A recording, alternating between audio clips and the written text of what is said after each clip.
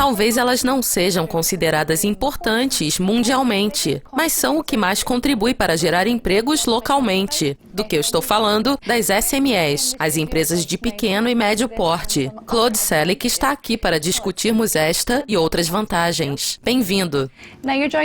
Você é da IUN. E do seu ponto de vista, por que as pequenas e médias empresas são tão importantes?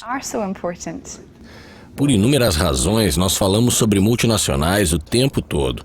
E as SMEs são as provedoras de empregos. Por exemplo, nos países membros da Organização para a Cooperação e Desenvolvimento Econômico, OCDE, 95% das empresas são pequenas ou médias. Elas fornecem 67% dos empregos privados. Na Ásia-Pacífico, 95% das empresas são SMEs e elas fornecem 80% dos empregos.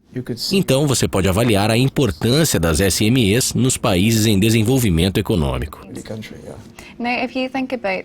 Falando sobre empresas, obviamente as exportações são uma grande influência para elas, mas para onde elas devem exportar?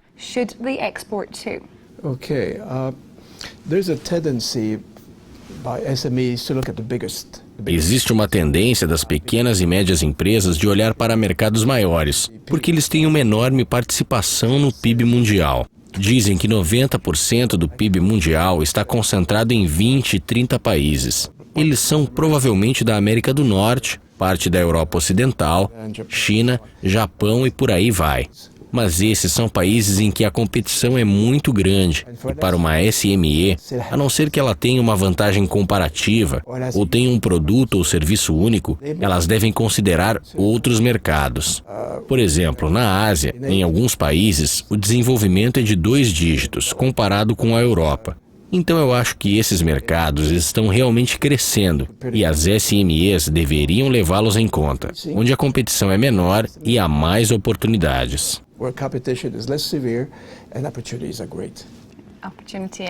A oportunidade é a chave do sucesso. Mas como continuar competitivo? Quais fatores mudaram para que elas possam se diferenciar no mercado?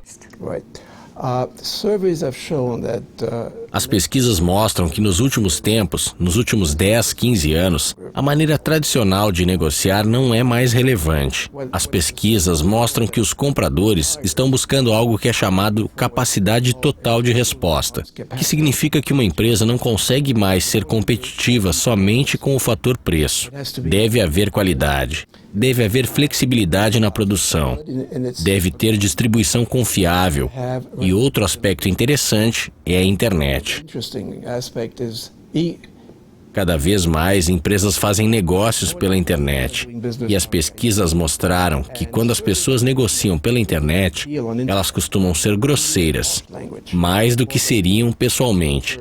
E elas usam palavras que têm significados diferentes, ou mais de um significado. Ou elas usam palavras duras que podem atrasar ou acabar com as relações comerciais. Capacidade total de resposta é o que as empresas buscam quando compram de empresas estrangeiras. A qualidade e o preço têm que ser competitivos. Flexibilidade na produção, boa comunicação online, bons recursos de transporte, entregas rápidas e, finalmente, eu acho que eles buscam empresas que podem exportar no longo prazo, não apenas para uma única transação. Realmente garantir que o mercado seja explorado. Mas você pode nos dar alguns exemplos de sucesso de pessoas que estão fazendo a coisa certa?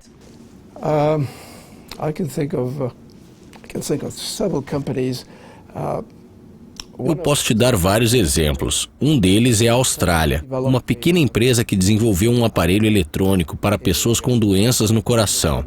E por ser um produto único, eles foram capazes de penetrar no mercado americano. Mas é um produto único. Se você tem um produto que todo mundo produz, seria muito difícil. Então o melhor caminho é ter um produto único e um nicho de mercado. The best way is to have a unique product at a niche market. Claude, realmente é um assunto interessante. Muito obrigada pela sua participação e por dividir seu conhecimento conosco. Espero que nos encontremos num futuro próximo. Obrigada. Muito obrigado. Obrigada. Isso é tudo por agora, mas a Dukascop TV trará muito mais entrevistas exclusivas, então continue clicando no nosso site. Até mais!